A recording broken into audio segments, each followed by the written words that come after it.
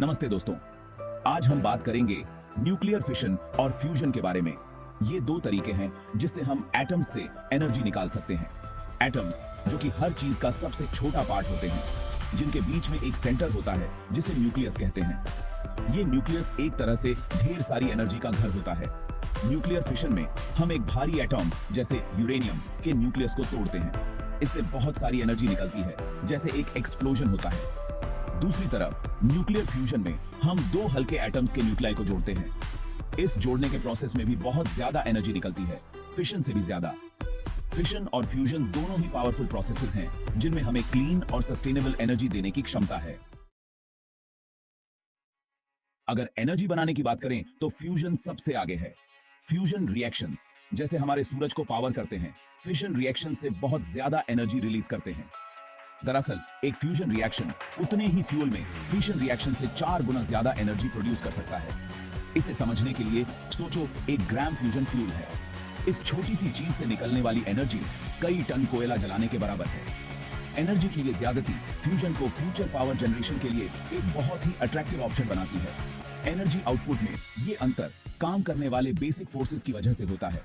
Fission में nucleus को जोड़े रखने वाले स्ट्रॉन्ग न्यूक्लियर फोर्स को तोड़ना पड़ता है, जबकि फ्यूजन इसी फोर्स का यूज हल्के न्यूक्लियाई को जोड़ने के लिए करता है। बाइंडिंग एनर्जी में इस अंतर का मतलब है एनर्जी रिलीज में बहुत बड़ा अंतर। फ्यूजन जहां हमें बहुत सारी क्लीन एनर्जी का शानदार मौका देता है, वहीं ये बहुत महंगा भी है। एक फ्यूजन रिएक्टर बनाना और चलाना बहुत ही कॉम्प्लेक्स और एक्सपेंसिव है, खास तौर पर उस एक्सट्रीम टेम्परेचर और प्रेशर की वजह से जो रिएक्शन को स्टार्ट करने और बनाए रखने के लिए चाहिए होता है। दूसरी तरफ फिशन रिएक्टर्स एक ज्यादा डेवलप्ड टेक्नोलॉजी है। हम दशकों से उनका यूज पावर जनरेशन के लिए कर रहे हैं। हालांकि फिशन रिएक्टर्स बनाना भी महंगा होता है, लेकिन उन्हें चलाने का खर्चा एक्सपेरिमेंटल फ्यूजन रिएक्टर से काफी कम है। फ्यूजन रिसर्च और डेवलपमेंट का ज्यादा कॉस्ट इसे कमर्शियली वायबल एनर्जी सोर्स बनाने में सबसे बड़ी हर्डल है। हालांकि नए एडवांसमेंट्स और इंटरनेशनल कोलैबोरेशंस भविष्य में ज्यादा कॉस्ट इफेक्टिव फ्यूजन टेक्नोलॉजीज का रास्ता बना रहे हैं। Section 4 DIY nuclear reactions not in your backyard. अपने घर पर न्यूक्लियर रिएक्शंस करने का आइडिया सुनने में एक्साइटिंग लग सकता है, लेकिन यह समझना बहुत जरूरी है कि फिशन और फ्यूजन दोनों ही बहुत कॉम्प्लेक्स और खतरनाक प्रोसेसेस हैं। इनके लिए सोफिस्टिकेटेड इक्विपमेंट, खास नॉलेज और कड़े सेफ्टी मेजर्स की जरूरत होती है।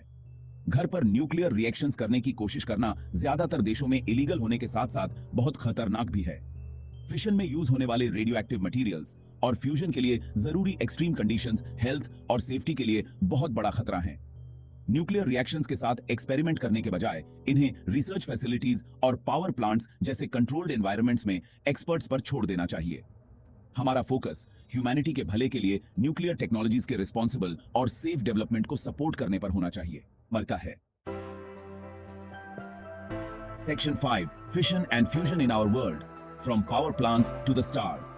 न्यूक्लियर फिशन और फ्यूजन सिर्फ थियोरेटिकल कॉन्सेप्ट्स नहीं हैं, इनके रियल वर्ल्ड एप्लीकेशंस हैं जो हमारी जिंदगी को प्रभावित करते हैं। फिशन का यूज आजकल न्यूक्लियर पावर प्लांट्स में इलेक्ट्रिसिटी जनरेट करने के लिए होता है। दूसरी तरफ फ्यूजन हमारे सूरज और दूसरे तारों को पावर करता है। साइंटिस्ट्स इस प्रोसेस को धरती पर दोहराने के लिए जी जान से जुटे हैं। फिशन और फ्यूजन के कई फील्ड्स में एप्लीकेशंस हैं, जैसे मेडिसिन, इंडस्ट्री और scientific research. Section 6 conclusion, the future of energy. Nuclear fission और फ्यूजन एक ही सिक्के के दो पहलू हैं। एटम्स के अंदर छुपी हुई अपार पावर। जहां फिशन हमें एनर्जी का एक प्रूवन, हालांकि कंट्रोवर्शियल सोर्स देता है, वहीं फ्यूजन एक क्लीनर और ज्यादा सस्टेनेबल फ्यूचर का वादा करता है। जैसे जैसे हम क्लाइमेट चेंज और एनर्जी सिक्योरिटी की चुनौतियों से जूझ रहे हैं, सभी पॉसिबल ऑप्शंस को एक्सप्लोर करना बहुत जरूरी है। न्यूक्लियर पावर अपने अलग अलग रूपों में निश्चित रूप से फ्यूचर एनर्जी प्रोडक्शन को आकार देने में महत्वपूर्ण भूमिका निभाएगा। हालांकि न्यूक्लियर रिएक्शंस की पूरी क्षमता का यूज करने में अभी भी चुनौतियां हैं, लेकिन रिसर्च और डेवलपमेंट के एफर्ट्स हमें एक बेहतर और ज्यादा सस्टेनेबल फ्यूचर की उम्मीद देते हैं, जो ब्रह्मांड को चलाने वाली ताकतों से संचालित होगा।